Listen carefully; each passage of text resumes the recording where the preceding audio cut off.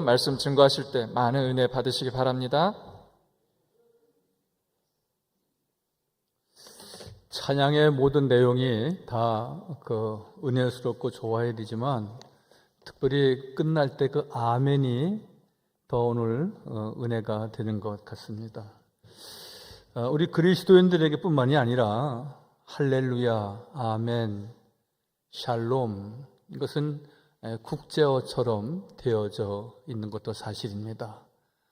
우리가 예배하면서 우리가 할렐루야, 아멘 하기도 하고요. 또한 우리가 반갑게 맞이할 때에 우리가 샬롬 하면서 우리 모두에게 평화가 있기를 기원하는 우리가 이야기를 합니다. 그런 의미에서 옆에 계신 분들하고 샬롬 이렇게 인사하죠. 샬롬, 샬롬.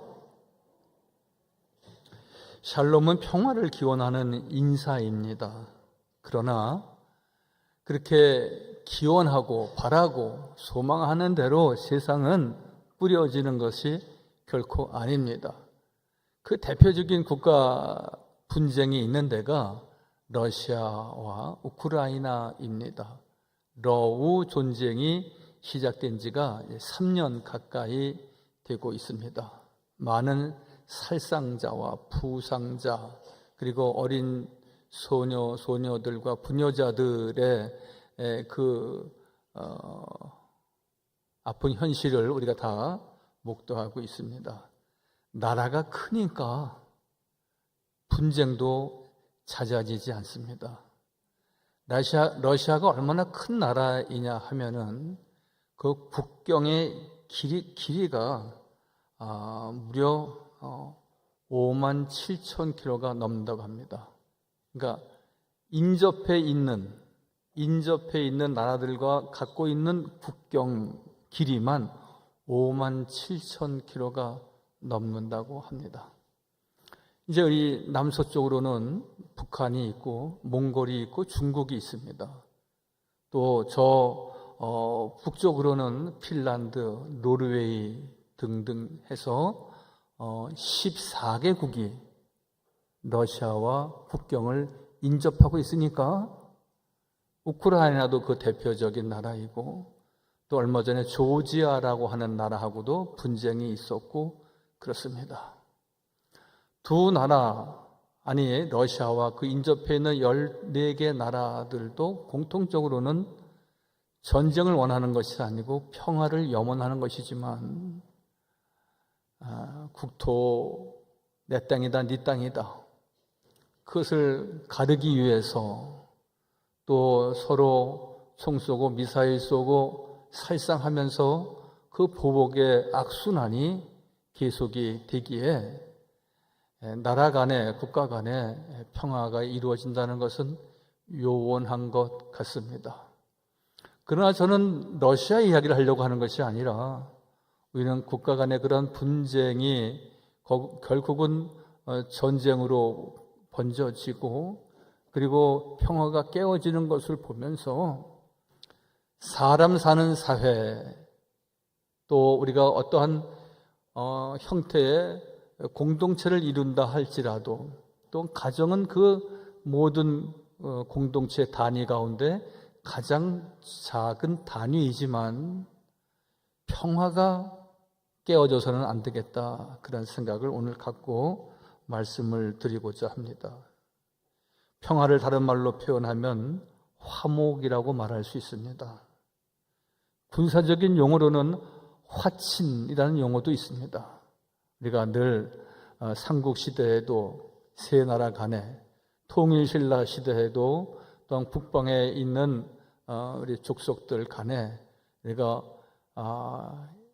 화친을 맺고 그리고 나라의 편안을 구했던 그런 지도자들이 많이 있었습니다. 여러분들은 하나님과 화목하고 계십니까? 여러분들은 부부간에 혹은 가족간에 정말 화평을 이루고 계십니까? 내 삶은 늘 평화스럽고 늘 행복한 나날을 우리가 보내고 계신 겁니까? 여러분, 가장 어려운 것은 사람의 마음을 사는 것입니다. 사람의 마음을 얻는 것이 매우 어렵습니다. 그러니까 화평을 이루지 못하고 화친하지 못하는 경우가 되어지는 것입니다. 여러분, 어린 왕자라고 하는 조그만 소책자가 있지 않습니까? 유명한 대사가 이런 것이 있습니다. 어른들은 참 이상해로 시작하는 말이 있습니다. 보실까요? 어른들은 정말로 이상해. 세상에서 가장 어려운 일은 사람의 마음을 얻는 일 같아.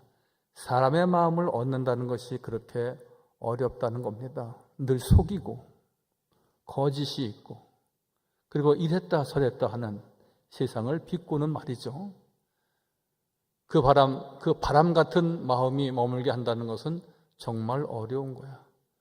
마음이 딱 견고하게 정해져 있는 것이 아니라 사랑해. 난 너밖에 없어.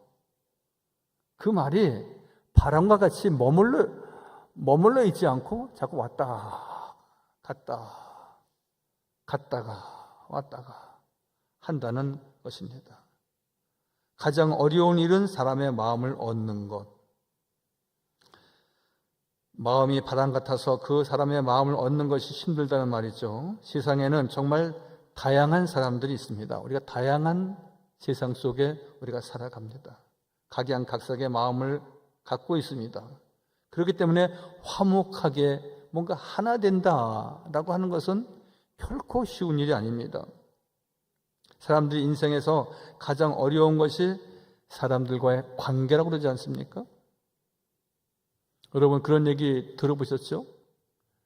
정말 무서운 것은 사람이 무섭다.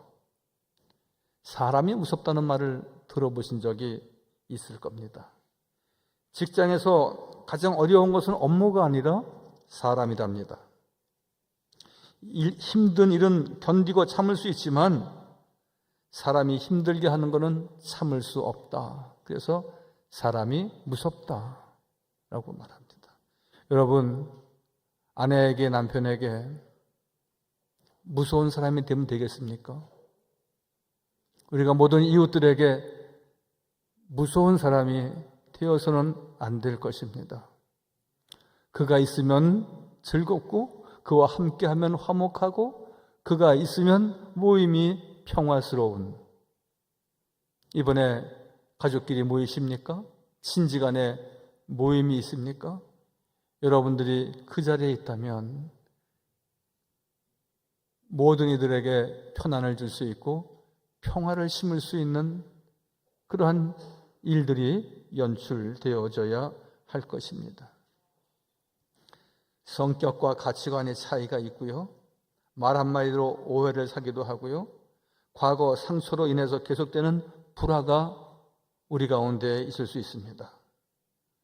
개인 간 화평을 이루지 못하게 하는 것이 그것의 요인이 되기도 합니다. 그러나 우리 그리스도인들에게는 그리스도인들에게만 있는 그 믿음의 처세술이 있다 말합니다. 그 처세술이 무엇입니까? 나만 잘 먹고 잘 사는 것이 아니라 더불어 잘 살기 위해서 진리 가운데 공동체로 있는 것을 말합니다. 사람의 마음을 얻기 위한 처세술이 필요하다는 것입니다. 어떻게 사람들과 화목하게 살 수 있을까? 어떻게 가정 간에 더 화평을 이룰 수 있을까? 우리의 고민의 제목이 되어야 하는 것입니다. 그래서 그 첫 단계로 오늘 본문 말씀에 모든 사람과 화목하게 지내는 법이 있는데 그 1단계의 법이 공감하기입니다. 따라서 하실까요? 공감해야 한다. 여러분, 오늘 본문 말씀에 이렇게 말하고 있습니다. 즐거워하는 자들과 함께 즐거워하고 우는 자들과 함께 울라. 그렇게 말합니다. 즐거워하는 좋은 일을 만난 사람들 보면은 야, 너 대단해. 집사님 기도 많이 하더니 이번에 아이가 좋은 대학에 혹은 좋은 곳에 이렇게 취업을 하게 돼서 축하한다고. 남의 일이 아니라 내 일같이 내 가정의 자녀들의 일같이 기뻐하고 즐거워할 수 있어야 된다고 말씀합니다. 예수님도 처음에 당신의 능력을 나타내신 곳이 다른 것이 아니고 가나의 혼인잔치집이었습니다. 그 잔치를 더 멋지고 지속적으로 잘 이어갈 수 있도록 주님은 그들을 축복하여 주셨습니다. 즐거워하는 자들과 함께 즐거워하는 예수님의 진면목이지 않습니까? 슬퍼하는 자들과 함께 우는 자들과 함께 같이 슬퍼하고 우는 자가 되라고 말씀하십니다. 여러분, 많은 무리들이 쫓아와서 주님 옷자락을 붙잡으면서 주님, 내가 눈을 보기를 원하나이다. 내 혈류병이 먹기를 원하나이다. 주님께서 그들을 우는 자들과 함께 우셨다고 말씀하셨고, 세상 사람들이 다 버러지라고, 나쁜 놈이라고, 죽일 놈이라고 손가락질 받았던 당시 세리들과도 같이 식사하시면서 나는 이들의 친구다. 세상적인 약자와 버림받은 자, 소외된 자, 눈물 흘리는 자들의 친구. 그래서 오늘 주님은 당당히 말씀하시기를 즐거워하는 자들과 함께 즐거워하고 우는 자들과 함께 울라고 공감해야 된다 말씀하십니다. 어떤 면에서는 우리는 참 공감하는 것은 자연스러운 일이지만 결코 또 쉬운 일은 아닙니다. 남의 불행을 보면은 그럴 줄 알았다고. 여러분, 타인의 고통이 내 고통으로 와 닿는다면 우리는 큰 믿음을 이루는 믿음의 진보가 있는 사람이 아닐 수가 없습니다. 다른 사람의 즐거운 일이 나에게 괴로움이 될 수 있고 시기심의 미움이 일어날 수도 있습니다. 그러나 반대로 안 좋은 일에 대해서 기뻐할 수 있습니다. 지금은 그런 말을 사용하지 않지만 사손이 땅을 사면은 배가 아프다. 지금은 왜 그런 말을 안 하는지 몰라요. 근데 제가 설교 준비를 하면서 생각해 보니까 왜 그런 말들이 없을까? 사촌하고 거래를 거의 안 합니다. 만나지도 않고요. 전화도 안 하고 너는 너 나는 나. 그렇게 사니까 땅을 샀는지 밭을 팔았는지 어디 가서 살고 있는지 이사했는지 전세는 면했는지 관심이 없어요. 관심하면은 뭔가 그에게 도움이 필요해서 뭔가 내가 내 것을 나누어 줘야 된다고 생각해서 그런지 별로 관심이 없으니까 사촌이 땅을 샀는지 안 샀는지 배가 고픈지 아픈지 여러분 뿐만 아닙니다. 오늘 본문 말씀에도 있듯이 늘 주 안에서 믿음으로 산다라고 하는 것은 이렇듯 우리가 어떤 형편과 처지에 있든지 우리가 공감할 수 있는 원수가 망하면 10년 묵은 채증이 내려간다. 그런 말도 예전엔 하곤 했습니다. 여러분, 우리에게 원수가 있습니까? 원수 덩어리, 왼수 덩어리가 우리에게 있습니까? 여러분, 땅을 사면 어떤다? 원수가 망하면 어떤다? 사람의 본성이고 사람의 본질이 그렇다는 것입니다. 그래서 오늘 본문에 같이 여러 명령들이 있지만 그 바탕에 거짓 없는 사랑이 녹아져 있어야 된다. 즉 공감하는 믿음이 있어야 된다고 말씀합니다. 공감하는 법 하나 있습니다. 잘 경청하고 판단하지 않는 겁니다. 많이 들어주는 겁니다. 그랬구나. 얼마나 힘들었니? 얼마나 고생했니? 너 내가 그럴 줄 알았어. 분석하면 안 됩니다. 판단하면 안 됩니다. 아버지 내가 그럴 줄 알았어요. 그때 그거 나 3분의 1만 떼어주면은 나도 잘 먹고 그리고 남편도 사업을 한번 일으킬 수 있는데 아버지 혼자 다 갖고 그러더니 결국 부도내고 말았군요. 아버지 유산에 관심이 있어서 그거 떼어달라고 했는데 안 떼준 아버지가 사업하다가 다 말아먹었어요. 그럴 줄 알았다고 아버지 욕심내시더니 그러는 것이 아니라 아버지 얼마나 힘드셨어요. 그러나 아버지는 성격도 또 하시는 일도 그렇고 다시 일어설 수 있습니다. 격려하고 그 아픔에 같이 공감할 수 있어야 되는 것입니다. 제가 집안 얘기를 해도 될까요? 모집사님 될까요? 5층 당숙이 한 4-5분 있습니다. 그분 가운데 4분이 살아계신데 가장 큰 5층 당숙이 있어요. 당숙모. 집안내들끼리 많이 이렇게 모입니다. 큰 일이 있으면. 그러면 당신 며느리하고 또 제 집사람하고 같이 이제 일을 하러 왔어요. 당신 며느리하고 조카 며느리하고 같이 일을 하러 왔는데 그 당신 며느리도 몸이 약해요. 늘 병중에 있고 병원 출입을 자주 다니고 제 집사람도 한때 크게 아파갖고 그래도 거기 일하러 왔어요. 근데 그 당숙모가 하시는 말씀이 아유 그동안 얼마나 고생했니? 병원 다니냐고 돈도 많이 썼겠다. 이제 좀 오늘은 내가 좀 할 테니까 너희들은 저기 가서 좀 파나 다듬고 감자나 까고 이렇게 있어라. 그러면 얼마나 좋겠어요. 그죠? 그렇게 하시라는 겁니다. 앞으로. 그런데 이 당숙모 하시는 말씀이 아유 내 집 며느리나 그 집 며느리나 왜 이렇게 아픈 애들이 많니? 위로가 될까요? 상처가 될까요? 그 당숙모 생각은 이겁니다. 며느리나 조카 며느리가 오면은 황소같이 일을 해야 되는데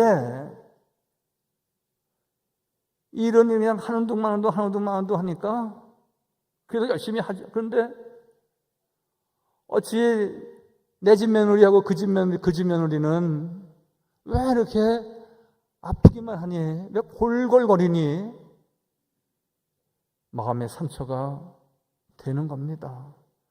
공감해야죠. 아픈 사람하고 공감할 수 있는 따뜻한 마음이 우리에게 있어야 되는 겁니다. 여러분 우리 교회에 이렇게 휠체어로 오시는 분이 오늘 일부에 3분인가 4분이 오셨어요. 얼마나 힘드시냐고. 저도 늘 이렇게 약간 몸을 낮추면서 손을 잡고 오른손을 못 쓰신다 그러면 제가 왼손을 잡으며 같이 이렇게 많은 말은 못하지만 눈빛으로 사랑합니다. 오늘 감사합니다. 여러분 우리 가정에 한 사람 이상 크게 아픈 사람이 있을 수 있습니다. 남같이 생각하고 다 건강한 사람처럼 생각하고 빨리 먹으라고 빨리 가라고. 제가 크게 후회하는 것 가운데 하나는 어디를 급히 가려고 할 때 저는 사실 시간을 이렇게 분초를 다툴 때가 간혹 있습니다. 그럼 집사람은 몇 시에 가자고 약속했는데 안 내려오는 거예요. 빵빵거리고 핸드폰 치면서 여보 왜 안 내려와? 빨리 와야지. 지금 나 빨리 하고 빨리 교회 가야 돼. 내 생각만 하는 겁니다. 환자 생각은 안 하고 여자들이 좀 뭔가 이렇게 좀 가꾸고 천천히 한다는 생각은 못하고 내 생각만 하는 겁니다. 공감하지 못하면 여러분 불화가 생기는 겁니다. 마음의 상처가 되는 겁니다. 사랑하는 성도 여러분, 약한 사람을 보면은 같이 약한 얼마나 힘들까, 얼마나 아플까, 얼마나 고민이 많을까. 여러분 같이 낮은 자세로 섬기고 사랑해야 하는 것입니다. 그래서 사랑은 그 사람과 같이 되는 겁니다. 공감하는 것은 그 사람이 되어지는 것입니다. 기쁨이 넘치는 잔치에 참여하신 예수님, 또한 세리와 함께 하시면서 그 아픔과 그 조롱당하는 그 세리들과 같이 마음을 같이 했을 때 그들이 가장 행복했고 그들이 주님과 평화를 누릴 수 있었던 것 아니겠습니까? 사랑하는 성도 여러분, 우리가 모든 사람과 함께 공감할 수 있는 늘 낮은 자세를 갖는 성도가 되시기를 간절히 축원합니다. 두 번째 방법, 화목하게 지내는 두 번째 방법은 겸손해야 합니다. 따라서 하실까요? 겸손해야 합니다. 제가 10번의 설교를 하면은 두세 번은 이 겸손에 대한 주제와 소재를 가지고 할 때가 제법 많습니다. 그것은 무슨 뜻입니까?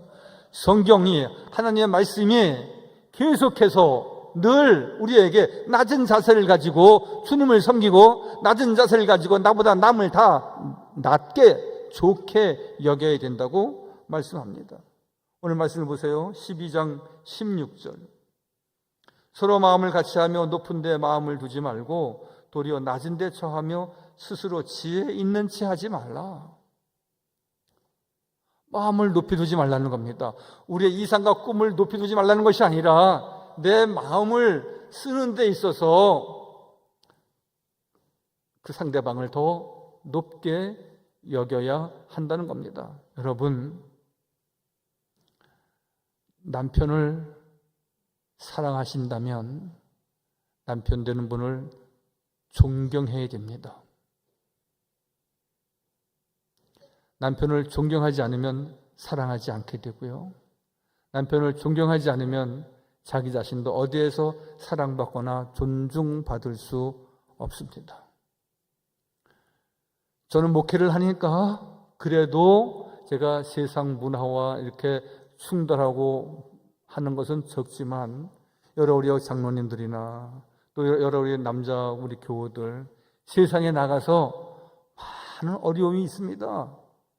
상사와 동료와 여러 지인들과 가정을 지키기 위해서 수모를 견뎌야 하고 조롱과 핍박도 이겨야 하고 내 아이들 앞날 위해서 그들 공부시키고 유학시키고 결혼 시집 장가 보내고 하기까지 늘 참고 인내하고 많은 상처를 감내해야 될 때가 제법 있을 수 있습니다.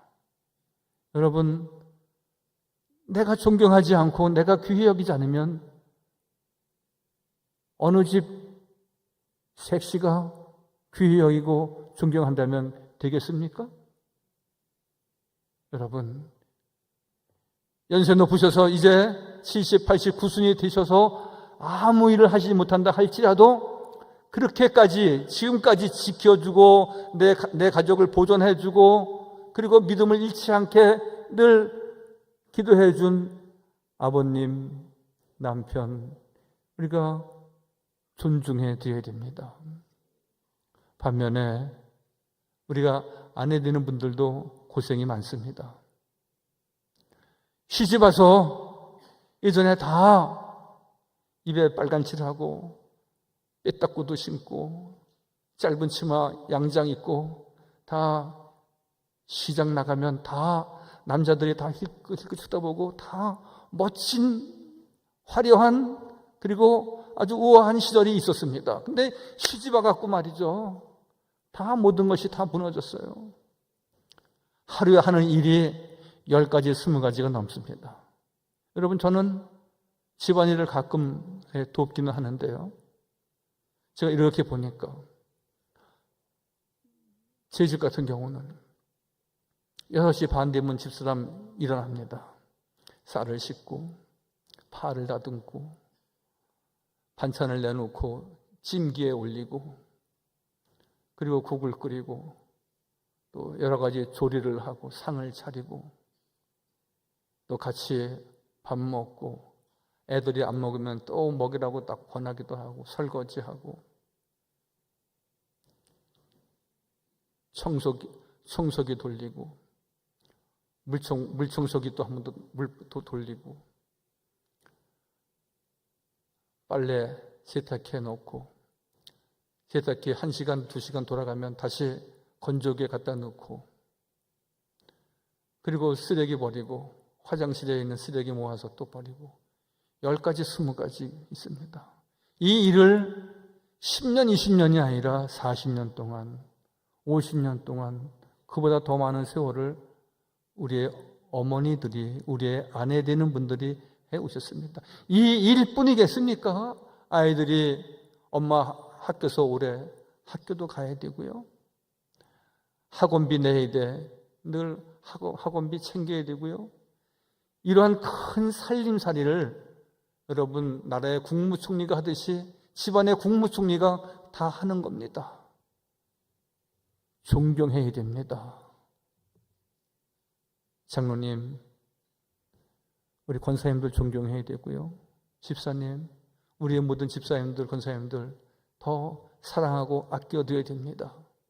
오늘 본문 말씀에 겸손해야 된다는 것은 무엇입니까? 나보다 내 아내를, 내 남편을 귀히 여겨야 한다는 말씀입니다. 가짜 사랑이 아니라 거짓 없는 진짜 사랑을 남겨야 된다는 겁니다. 잘난 체 하지 말라. 성경에 잘난 체 하지 말라는 내용이 오늘 본문에 있지 않습니까? 무슨 내용입니까? 12장 16절 그 마지막 절에 마음을 같이하여 높은 데 마음을 두지 말고 도리어 낮은 데 처하여 스스로 지혜 있는 척 하지 말라. 잘난 척 하지 말라는 겁니다, 여러분. 현대어로 바꾼다면 절 그냥 따라서 한번 해보시죠. 삼척동자가 되지 말자. 삼척, 잘난 척, 있는 척, 배운 척 하지 말라. 그 말을 어떤 분이 삼척동자가 되지 말라 그렇게 말합니다. 여러분, 좀 있으면 자랑하고 싶은 거야 우리 모두 공통적인 생각입니다.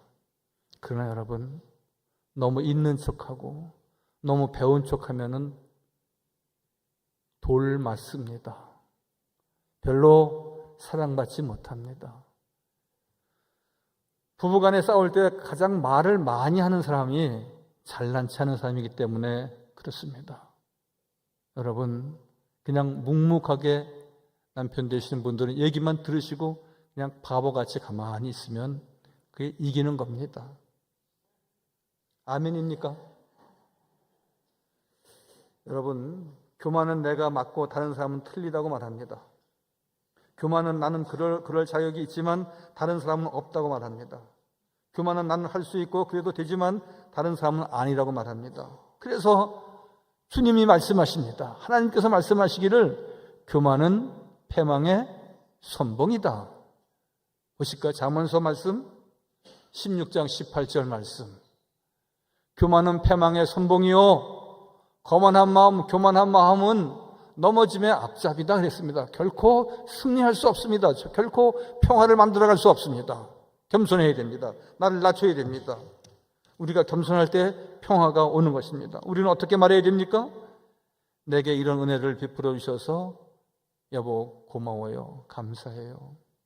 당신이 있어서 내 삶이 따뜻해졌어요. 당신이 행복하길 진심으로 바랍니다. 우리는 이런 말을, 이런 믿음의 말을 매일같이 우리가 해야 할 것입니다. 사랑하는 성도 여러분, 우리가 이제 명절을 맞이하면서 우리가 많은 일도 하고 안 하던 일도 많이 하잖아요. 음식도 많이 만들고 또 그동안에 못 봤던 사람도 만나기도 하고. 그런데 우리가 얼마나 힘들었습니까? 그러냐고 참 잘 듣고 축하합니다. 내가 뭐 이렇게 축의금 못 보내지만 정말 축하하네. 아이들이 그렇게 좋은 대학에 갔다고, 좋은 신랑을 만나고, 그리고 이번에 사업이 크게 잘 됐다고 축하하고 격려하고 축복하는 일이 우리의 일상이 되어야 됩니다. 여러분, 비난하거나 분석하거나 평가하거나, 제가 그런 말씀 드리지 않았으면 어느 식당에 음식은 평가하는 것이 아니라 음식은 그리워하는 것이다. 어느 식당에 그렇게 적혀 있어요. 여러분, 주의 사랑으로 산다는 것은 비난하고 분석하고 평가하는 것이 아니라 사랑하고 덮어주고 축복하는 것입니다. 오늘 본문 말씀에 모든 사람과 화목하게 지내는 법 가운데 마지막 3단계 법이 축복하기입니다. 12장 14절에 너희를 박해하는 자를 축복하라. 축복하고 저주하지 말라 말씀하십니다. 1단계, 2단계는 세상 사람들도 다 하는 말이고 처세술이지만 제3단계는 차원이 다릅니다. 난이도가 아주 높아졌습니다. 대상이 박해하는 대상, 핍박하는 대상입니다. 가까이 하기 싫고 생각하기도 싫은 사람이 있을 때에 우리는 사랑할 수 있습니까? 중보하며 기도할 수 있습니까? 그렇게 해야 한다는 말씀이 하나님의 말씀입니다. 해도 되고 안 해도 되고가 아니라 꼭 해야 되는 말, 어떠한 경우를 할지라도 사랑합니다. 축복합니다. 그러면 나를 공격하고 나를 못되게 하고 나를 비방하고 없는 말을 만들어내는 그런 사람이 있을 때 어떻게 합니까? 예수 믿는 사람이라고 그냥 참고 인내하면 되는 겁니까? 그런데 오늘 말씀에 내가 다 갚아준다. 내가 다 나한테 모든 것을 맡기라 말씀하십니다. 요셉이 사울을 죽일 수 있는 기회가 있었지만 그래서 그 부관이 와서 장군님, 사울이 잠을 자고 있는데 이때가 적기입니다. 그렇지만 다윗은 그것은 하나님이 하실 일이다. 내가 할 일이 아니다. 여러분, 공격이 있습니다. 어려운 일이 있습니다. 마음에 크고 작은 상처가 있을 수 있습니다. 그런데 오늘 말씀해 보십시오. 12장 17절에 아무에게도 악을 악으로 갚지 말고 모든 사람 앞에서 선을 도모하라. 할 수 있거든 너희로서 모든 사람과 더불어 화목하라 그랬습니다. 화평해야 된다는 이야기입니다. 화목해야 된다는 이야기입니다. 평화를 오늘만이 아니라 영원토록 평화를 심어가는 가정이 되어야 한다는 말씀입니다. 19절에는 내가 갚는다 말씀하십니다. 내 사랑하는 자들아 너희가 친히 원수를 갚지 말고 대응하지 말라는 겁니다. 맞대응하지 말라는 겁니다. 더 큰 소리로 억압하지 말라는 겁니다. 하나님의 진노하심에 맡겨라. 하나님이 언젠가는 그를 책망하실 것이니까, 하나님이 깨닫게 하실 것이니까 네가 심판자가 되어서 책망하지 말아라 말씀하십니다. 기록되었으되 원수 갚는 것이 내게 있다. 내가 판단하고 내가 어떤 결과물을 내고 내가 그를